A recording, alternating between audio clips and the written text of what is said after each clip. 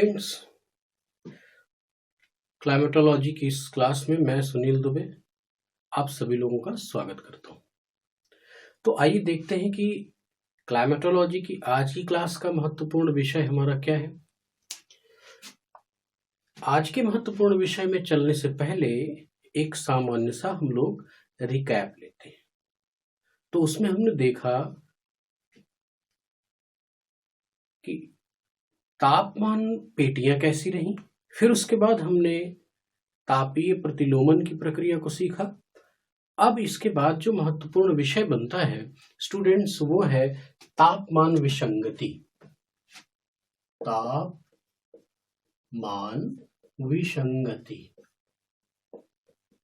इस तापमान विसंगति को हम लोग थर्मल एनोमली के नाम से जानते हैं। तो सबसे पहले स्टूडेंट, क्लास की शुरुआत कुछ प्रश्नों के आलोक में करूंगा। ये टॉपिक प्रिलिमिनरी एग्जाम और मेंस एग्जाम दोनों के पॉइंट ऑफ व्यू से बहुत इंपॉर्टेंट है। स्टेट पीसीएस और यूपीएससी की भी पॉइंट ऑफ व्यू से वेरी इंपॉर्टेंट टॉपिक है। तो इसमें क्वेश्चन किस तरह से स्ट्रक्चराइज होंगे, उनकी संभावनाएं क्या होंगी। तो आइए कुछ क्वेश्चंस पर हम लोग दृष्टिपात करते हैं और उन्हीं प्रश्नों के आलोक में आज की इस क्लास को हम लोग कैरी ऑन करते हैं। तो देखते हैं होता क्या है। अगर मैं यूपीएससी की बात करूं तो वो सामान्यतः एक प्रश्न आपसे पूछ सकता है कि तापमान विसंगति क्या है। तापमान विसंगति क्या है? ऋणात्मक तथा धनात्मक तापमान विसंगतियों की व्याख्या करें। अब इस प्रश्न का स्वभाव क्या है? पहले देखा गया सीधा सीधा कि आखिर ये क्या है, ये तापमान विसंगति हमारा क्या है। दूसरा कि इसके ऋणात्मक और धनात्मक तापमान विसंगतियों की व्याख्या करें। केवल इस प्रश्न के दो आयाम है और सीधे सीधे एग्जैक्ट है, कोई बहुत ज्यादा टिपिकल नहीं है। जब आप इस टॉपिक को पूरी तरह से ऑब्जर्व कर लेंगे, मेरी इस क्लास में पूरी तरह से पूरी तन्मयता के साथ इस टॉपिक को पढ़ लेंगे, तो निश्चित रूप से सीधे सीधे इस प्रश्न का जवाब आप देने में सक्षम होंगे। आइए देखते हैं एक अगला प्रश्न क्या हो सकता है। अब देखें, यूपीएससी का जो नेचर है, यूपीएससी का नेचर थोड़ा सा डेप्थ का होता है, तो उसमें क्वेश्चन आर्टिस्टिंगली बनाए जाएंगे। तो क्या संभावना हो सकती है? मैं एक प्रश्न की संरचना करता हूं, आप उस पर विचार करें, काफी अच्छा हो सकता है प्रश्न। देखें, जनवरी व जुलाई माह में महाद्वीपों एवं महासागरों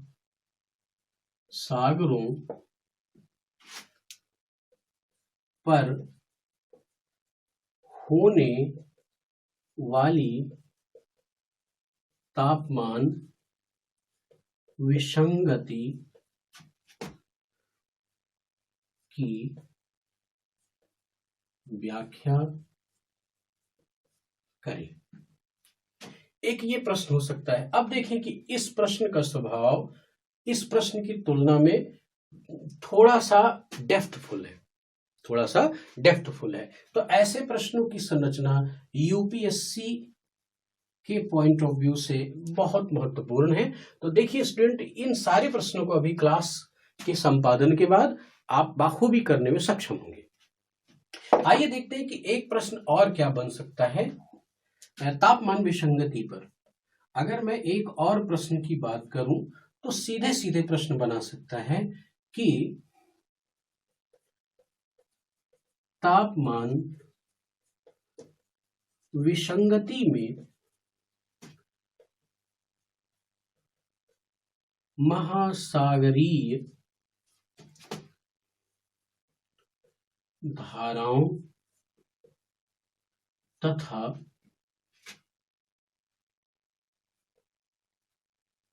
स्थानीय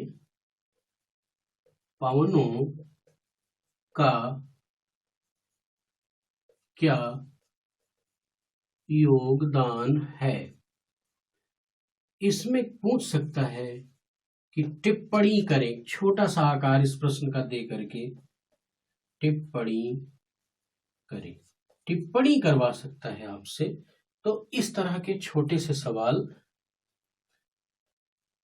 आपसे पूछा जा सकता है।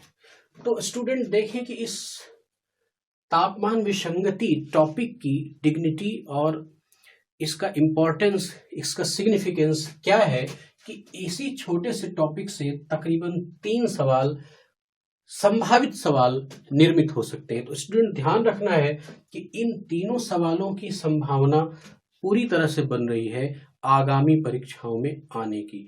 तो आइए इन प्रश्नों की चर्चा हम लोग करें। इससे पहले इस पूरे विषय को अच्छी तरह से समझते हैं, इस पूरे विषय को अच्छी तरह से समझते हैं कि तापमान विसंगति क्या है। हम लोग एक जनरल सा सिनॉप्सिस तैयार करते हैं कि इस टॉपिक के अंतर्गत हम लोग क्या क्या पढ़ेंगे। सबसे पहले हम देखेंगे कि ये क्या है, तापमान विसंगति क्या है।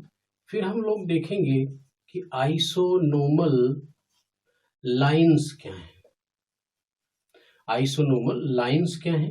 फिर हम लोग देखेंगे कि इसका तापमान विसंगति का गोलार्धीय प्रभाव क्या है, गोलार्धीय प्रभाव क्या है, गोलार्धों पर इसकी महत्वपूर्ण स्थिति क्या बनती है वो हम लोग देखेंगे।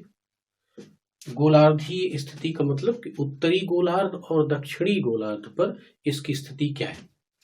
फिर हम लोग देखेंगे कि इसके प्रकार कितने हैं, प्रकार कितने हैं। तो इन महत्वपूर्ण बिंदुओं पर आज की क्लास को हम रन करते हैं। तो स्टूडेंट आइए, बड़ा ही महत्वपूर्ण बिंदु है। मैं अपनी क्लास स्टार्ट करने से पहले ये दावे के साथ कहना चाहता हूं कि तापमान विसंगति से मुख्य परीक्षा और प्रारंभिक परीक्षा दोनों में प्रश्नों की पूरी संभावना होती है। तो आपको तापमान विसंगति के इस टॉपिक को पूरी गहराई से पढ़ना होगा और अपनी नोटबुक और पेन लेकर के आप बिल्कुल तैयार रहेंगे। और फिर आइए इस टॉपिक का एंजॉय करते हैं, देखते हैं क्या है। सबसे पहले हम लोगों की जो चर्चा का विषय होगा वो होगा क्या है इसे, कि अर्थात तापमान विसंगति क्या है। आइए इसको देखते हैं। सबसे पहले हम समझते हैं कि ये विसंगति शब्द क्या कह रहा है। ये विसंगति शब्द क्या इंडिकेट करना चाहता है। ये विसंगति शब्द बेसिकली कह रहा है कि संगति नहीं है, अर्थात तालमेल नहीं है। तो तालमेल किस चीज के बीच में नहीं है भाई, तालमेल किस चीज के बीच में नहीं है, तो तापमान के बीच में तालमेल नहीं है। तो ये तापमान के बीच में तालमेल का ना होना क्या चीज है, तो इस चीज को समझें। स्टूडेंट देखें कि हमारे ग्लोब में ये हमारी पृथ्वी है, इस पृथ्वी का ये पोलर रीजन हो गया, ये इक्वेटोरियल रीजन हो गया। अब देखिए स्टूडेंट, होता क्या है कि देखिए तापमान संगति नहीं कर रहा है, तालमेल तापमान नहीं बना रहा है। इसका अर्थ क्या हुआ कि किसी भी स्थान विशेष का, किसी भी स्थान विशेष का, मान लीजिए हमने ये एक कर्क रेखा खींच दी और ये एक मकर रेखा खींच दी। इस स्थान पर कर्क रेखा और मकर रेखा पर एक निश्चित अक्षांशीय तापमान होगा। इस बात को समझे, एक निश्चित अक्षांशीय तापमान का अर्थ क्या है कि अर्थात सूर्य की से आने वाला जो सोलर रेडिएशन है वो इस अक्षांश विशेष पर एक खास मात्रा में प्राप्त होगा। इन जगहों पर भी, सभी जगहों पर। लेकिन यदि इस स्थान का तापमान आने वाले सोलर रेडिएशन से जो अक्षांशीय कटिबंध के अनुसार तापमान होना चाहिए वो ना हो करके कुछ तापमान और हो, तापमान हो सकता है कि ज्यादा हो या हो सकता है कि कम हो सकता है तापमान ज्यादा हो या तापमान कम हो, लेकिन कुछ न कुछ डिस्टरबेंसेस हैं। जो अक्षांशीय स्थिति की एक आदर्श दशा होनी चाहिए वो नहीं मिल रही है, तो इस स्थिति को हम लोग तापमान विसंगति के नाम से जानते हैं, थर्मल एनोमली के नाम से जानते हैं। अगर इस चीज को परिभाषित करना हो तो हम कह सकते हैं कि किसी स्थान विशेष के औसत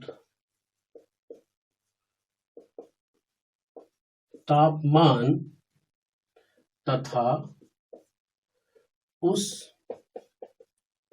स्थान के अक्षांशीय तापमान में आने वाली विसंगति ही तापमान विसंगति है। स्टूडेंट इस बात को बहुत अच्छे से लिखेंगे, क्योंकि इस पर आधारित 2-3 बड़े इंपॉर्टेंट संभावित सवाल हैं, उनकी भी मैं चर्चा इसी क्लास में करूंगा। तो मेरा आपसे आग्रह है कि बिल्कुल कंसंट्रेट होकर के थर्मल एनोमली की इस क्लास को कंप्लीट करेंगे। तो इस तरह से स्टूडेंट इस बात को फिर समझ लें कि किसी स्थान विशेष के औसत तापमान तथा उस स्थान के अक्षांशीय तापमान में आने वाली विसंगति ही तापमान विसंगति है। अंतर एक डिफरेंस है, एक विसंगति है। तो इसी चीज को हम लोगों ने किस नाम से जाना? तापमान विसंगति के नाम से जाना। अब स्टूडेंट इस बात को समझें कि आइसोनोमल लाइंस क्या है, बहुत इंपॉर्टेंट है। आइसोनोमल लाइंस क्या है? अक्सर कंफ्यूजन क्रिएट होता है कि जो आइसोथर्म लाइन है वो समताप रेखाएं हैं, लेकिन आइसोनोमल क्या है? ये तापमान विसंगति वाले समान स्थानों को, तापमान विसंगति वाले समान स्थानों को आपस में मिलाती हैं। अब देखें तो इसका अर्थ समझें पहले। अर्थात हमारी पृथ्वी पर जिन जिन स्थानों पर एक समान तापमान विसंगति पाई जाएगी, एक समान प्रकार की तापमान डिफरेंसेस, टेम्परेचर डिफरेंसेस पाया जाएगा, तो उन स्थानों को अगर मिलाने के लिए कोई लाइन यूज की जाए तो उसको हम लोग आइसोनोमल लाइन के नाम से जानते हैं। अर्थात हम ये कह सकते हैं कि अगर मैं इस बात को समाप्त करके अगर दूसरी चर्चा की ओर बढ़ूं, अर्थात यहां पर लिखो कि आइसोनोमल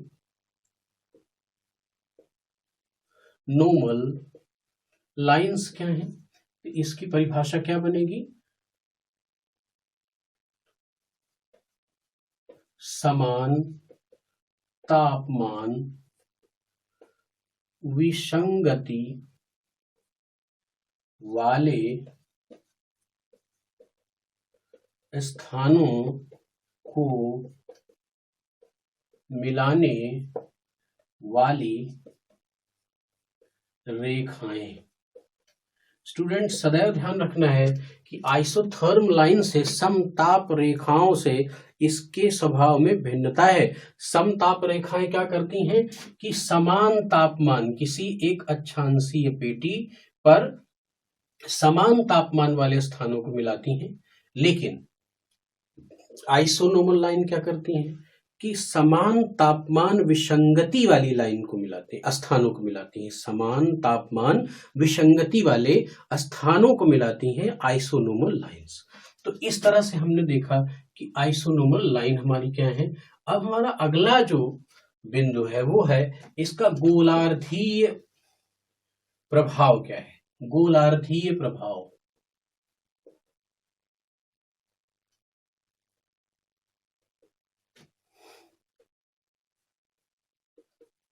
चलिए देखते हैं इसके गोलार्धीय प्रभाव की क्या स्थिति बनती है।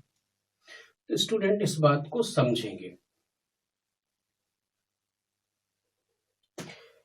यह है हमारी इक्वेटर लाइन, और इस इक्वेटर लाइन के उत्तरी हिस्से में ये पूरा का पूरा ये हमारा उत्तरी गोलार्ध होता है और ये दक्षिणी गोलार्ध होता है।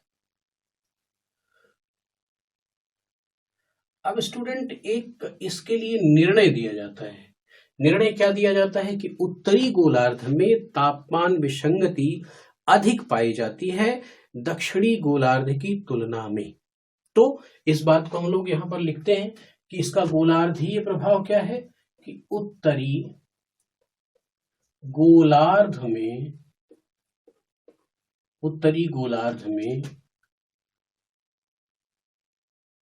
तापमान विसंगति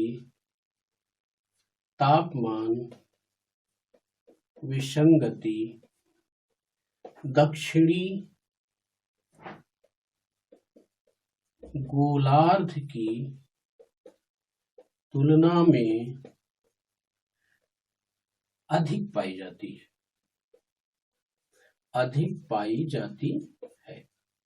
तो निश्चित रूप से इसका कोई कारण होगा, अकारण तो ये घटना होगी नहीं। तो दरअसल इसका कारण क्या है, इस बात को समझते हैं।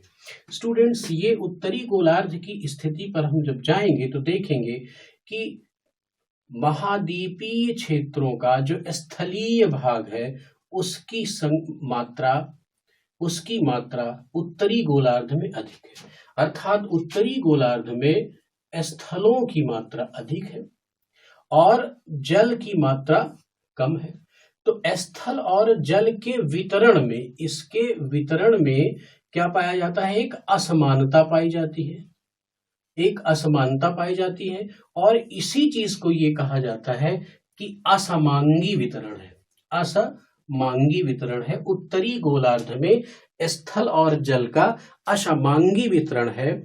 अर्थात इस असमांगी वितरण का प्रभाव क्या होता है, असमांगी वितरण का प्रभाव ये होगा कि तापमान विसंगति अधिक पाई जाएगी। अच्छा, इस बात को और समझें कि तापमान विसंगति असमांगी स्थल रूप की वजह से क्यों पाई जाती है कि जिस भी क्षेत्र में स्थल खंड अधिक होगा तो स्थल खंड से बिलोंग करने वाले उच्चावच भी अधिक होंगे, पर्वत होंगे, पठार होंगे, घाटी होंगी इत्यादि। तो ये सारे ऐसे कारक हैं जो कि तापमान ग्रेडियंट को प्रभावित कर देते हैं। अर्थात सूर्य तप से आने वाले तापमान तथा पार्थिव विकिरण के रूप में होने वाले वायुमंडलीय तापन में फर्क दे देते हैं। तो इस वजह से क्या होता है कि तापमान विसंगति उत्तरी गोलार्ध में अधिक पाई जाती है दक्षिणी गोलार्ध की तुलना में। तो दक्षिणी गोलार्ध में ऐसा क्या है कि तापमान विसंगति कम पाई जाती है।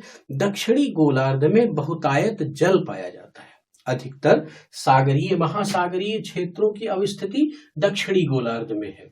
तो महासागरीय और सागरीय क्षेत्रों में स्थिति क्या बनती है कि वहां पर तापमान एक निश्चित दिशा और दशा में होता है। तापमान जलीय क्षेत्र का एक निश्चित दिशा और दशा में होता है और जलीय क्षेत्र सूर्य से आने वाले सौर विकिरण अर्थात इंसोलेशन से पूरी तरह से नियंत्रित होता है। क्यों? क्योंकि वहां पर इंसोलेशन को प्रभावित करने वाले या यूं कहे कि वायुमंडलीय तापन को प्रभावित करने वाले बहुत सारे कारक उपलब्ध नहीं होते हैं। तो इसीलिए कहा जाता है कि जो जलीय क्षेत्र है वो क्या होता है, एक समांगी स्थल रूप होता है। तो इस समांगी स्थल रूप होने की वजह से तापमान विसंगति कम पाई जाएगी। तो जलीय क्षेत्र अधिकतर कहां पर है, दक्षिणी गोलार्ध में है। तो इसीलिए ये एक सिद्धांत बन गया कि दक्षिणी गोलार्ध की तुलना में उत्तरी गोलार्ध में तापमान विसंगति अधिक पाई जाएगी। तो इस तरह से ये हमने देखा कि इसका गोलार्धीय प्रभाव क्या है। अच्छा, अब स्टूडेंट हम लोग इस बात को देखेंगे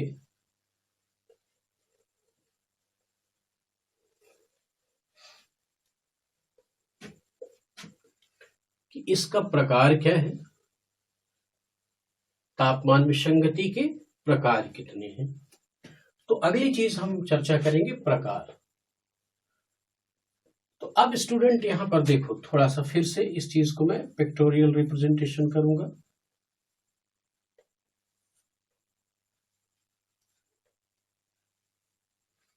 अब अर्थ एक बार बिगड़ गई तो फिर बनने का नाम नहीं लेती, ऐसा कोरोना क्राइसिस से स्पष्ट है।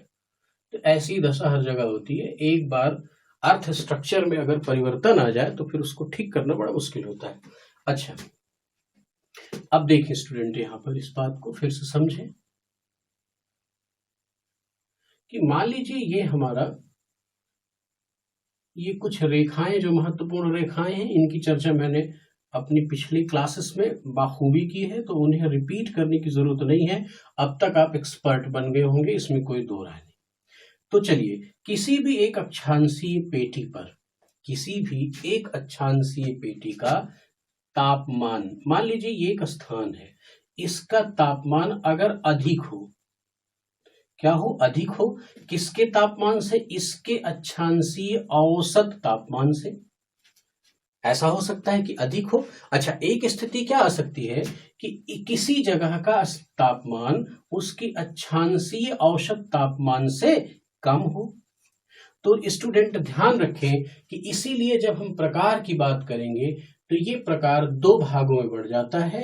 एक को हम लोग बोलते हैं धनात्मक तापमान विसंगति, और दूसरे को हम लोग बोलते हैं ऋणात्मक तापमान विसंगति। अब धनात्मक तापमान विसंगति क्या कहती है कि किसी स्थान का तापमान यदि उसके अक्षांशीय तापमान से अधिक हो, तो क्या स्थिति बनेगी, धनात्मक तापमान विसंगति बनेगी। और ऋणात्मक तापमान विसंगति क्या कहती है कि किसी स्थान विशेष का तापमान यदि उसके अक्षांशीय तापमान से कम हो तो उसे हम क्या कहेंगे, ऋणात्मक विसंगति कहेंगे। तो इस तरह से स्टूडेंट हमारा ये प्रकार समाप्त होता है। अब थोड़ी सी एक महत्वपूर्ण बात उसको भी हम लोग समझ लेते हैं कि जो थर्मल एनोमलीज है, इस पर ऋतुओं का बहुत बड़ा प्रभाव होता है। और प्रश्न मेंस के लेवल पर, खास तौर पर यूपीएससी इसी जगह से पूछता है। यही उसका स्ट्रक्चरल पॉइंट है कि जो ऋतुगत परिवर्तन है उनके साथ तापमान विसंगति की स्थिति क्या होती है। तो अब आप स्टूडेंट यहां पर समझो, ये कहा जाता है ऋतुगत दशाएं, तापमान विसंगति की ऋतुगत दशाएं क्या होंगी। मान लीजिए हमने कहा कि ये जनवरी है, जनवरी के समय, स्टूडेंट इसके लिए पहले एक पूरा वाक्य है उसको आप समझ लें। ऐसा कहा जाता है कि जनवरी माह में महासागरों में धनात्मक विसंगति तथा महाद्वीपों में ऋणात्मक विसंगति पाई जाती है। फिर से समझ लें, जनवरी माह में महासागरों में धनात्मक विसंगति तथा महाद्वीपों के ऊपर ऋणात्मक विसंगति पाई जाती है। अच्छा, फिर दूसरी बात क्या कही गई कि जुलाई में महाद्वीपों में धनात्मक तथा महासागरों में ऋणात्मक विसंगति पाई जाती है। अब इस बात को हम लोग लिख के समझते हैं। अर्थात जनवरी की स्थिति में क्या बताया गया कि जो द्वीप हैं, महाद्वीपों पर क्या स्थिति होती है, महाद्वीपों पर बताया गया कि ऋणात्मक विसंगति पाई जाएगी। और इसी जनवरी में महासागरों में क्या होगा, धनात्मक विसंगति पाई जाएगी। ऐसा क्यों है, इस बात को पहले समझते हैं। स्टूडेंट, हम जैसा कि जानते हैं कि जनवरी के समय, जनवरी की जो स्थिति होती है वो उस समय, जनवरी के समय अगर हम उत्तरी गोलार्ध की बात करें तो यहां पर ठंड की स्थिति होगी। ठंड की स्थिति होगी, क्योंकि सूर्य दक्षिणायन की दशा में होता है। तो शीतकाल में स्थिति क्या होती है? महाद्वीपों का स्वभाव ये है, महाद्वीपी यानी स्थल खंड का स्वभाव ये है कि वह सूर्य तप को बहुत तेजी से ग्रहण करता है, अर्थात बहुत तेजी से गर्म होता है और अपनी ऊर्जा ऊष्मा को उतनी तीव्र गति से मुक्त कर देता है, अर्थात तेजी से शीतल होता है। अब देखिए, शीतकालीन ऋतु अगर है तो महाद्वीपों की स्थिति क्या होगी कि वो अपनी ऊष्मा को तुरंत तेजी से ह्रास करके ठंडे हो जाएंगे। ऐसा महाद्वीपों का स्वभाव है। लेकिन उस अक्षांशीय पेटी का जो औसत तापमान है वो कुछ और होगा। तो जो भी औसत तापमान होगा, उस औसत तापमान से महाद्वीपों का तापमान जनवरी में स्वभावतः कम होगा, क्योंकि महाद्वीपों का स्वभाव है कि वो तीव्र गति से अपनी ऊष्मा का ह्रास करके ठंडे हो जाते हैं। तो उस अक्षांशीय पेटी पर जितनी ठंडक नहीं होगी, जितना तापमान कम नहीं होगा, उससे ज्यादा तापमान महाद्वीपों का कम हो जाएगा। तो किसी स्थान विशेष का तापमान अगर उसकी अक्षांशीय दशा से कम हो जाए तो हम उसको क्या बोलते हैं? ऋणात्मक विसंगति बोलते हैं। इसी तरह से स्टूडेंट समझें, जनवरी में महासागरों की स्थिति क्या होगी? जनवरी ठंड का समय है। महासागरों का स्वभाव क्या है? महासागर अर्थात जलीय सतह का स्वभाव ये है कि वो ऊष्मा को देर तक ग्रहण करती है, क्योंकि संवहनीय प्रक्रिया के द्वारा ऊष्मा को बहुत अंदर तक जाना होता है। धरातल पर बहुत ऊपरी क्षेत्र पर ही चालन प्रक्रिया द्वारा ऊष्मा स्थानांतरित होती है, लेकिन जल में संवहनिक प्रक्रिया के द्वारा बहुत गहराई तक ऊष्मा स्थानांतरित होती है। तो वो देर तक गर्म होता है और देर तक अपनी ऊष्मा को होल्ड करता है। तो ठंड के समय में महाद्वीपों अर्थात स्थल खंड की तुलना में महासागर अभी गर्म होंगे, मतलब उतने ठंडे नहीं होंगे जितने महाद्वीप होंगे। तो अब देखें, अगर उसी अक्षांशीय विशेष पर सागरीय या महासागरीय क्षेत्र पड़ रहा है तो वहां की स्थिति क्या होगी कि उसका तापमान गर्म हो ज्यादा होगा। जब ज्यादा होगा किसकी तुलना में? उस अक्षांशीय पेटी की तुलना में ज्यादा होगा। तो ऐसी स्थिति को हम क्या बोलते हैं? धनात्मक विसंगति बोलते हैं। स्टूडेंट, अब एक दूसरी अवस्था की ओर हम लोग चलते हैं। दूसरी अवस्था कहती है जुलाई माह की स्थिति के बारे में बताओ। तो चलिए देखते हैं कि जुलाई माह की स्थिति क्या होती है। अब जुलाई माह की स्थिति में हम उत्तरी गोलार्ध पर अगर दृष्टिपात करें तो उत्तरी गोलार्ध की स्थिति क्या होती है? यहाँ पर गर्मी ज्यादा होगी, मतलब तापमान अधिक होगा। अब तापमान अधिक होने की स्थिति में जो स्थल खंड है अर्थात महाद्वीपों की स्थिति क्या होगी, ये हम लोग समझ ले। तो महाद्वीपों का स्वभाव मैंने बोला कि सूर्य तप को तेजी से ग्रहण करके अपने आप को चालन प्रक्रिया द्वारा बहुत ही शीघ्रता से गर्म कर लेते हैं। तो अर्थात इनका तापमान अधिक होगा, ये अधिक गर्म होंगे। और इसी समय महासागरों की क्या स्थिति होगी? महासागरों की स्थिति ये होगी कि ये कम गर्म होंगे।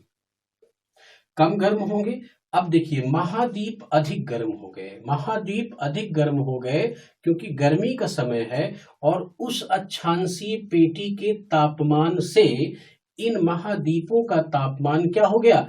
अधिक हो गया। जब अधिक हो गया तो कैसी हो गई विसंगति? धनात्मक हो गई। कैसी हो गई? धनात्मक। अब इसी समय महासागरों की स्थिति देखें तो ये कम गर्म है, अर्थात ये कह सकते हैं कि इस अक्षांशीय पेटी के औसत तापमान से ये कम गर्म है। जब ये कम गर्म है तो इसका मतलब यहां पर क्या हो जाएगा? ऋणात्मक विसंगति पाई जाएगी। तो स्टूडेंट, ये क्वेश्चन मेंस के अप्रोच में खास तौर पर यूपीएससी के लिए बहुत इंपॉर्टेंट है। इसको विशेष रूप से समझिएगा। तो इस तरह से स्टूडेंट, तापमान विसंगति की आज की क्लास समाप्त होती है। बहुत बहुत धन्यवाद।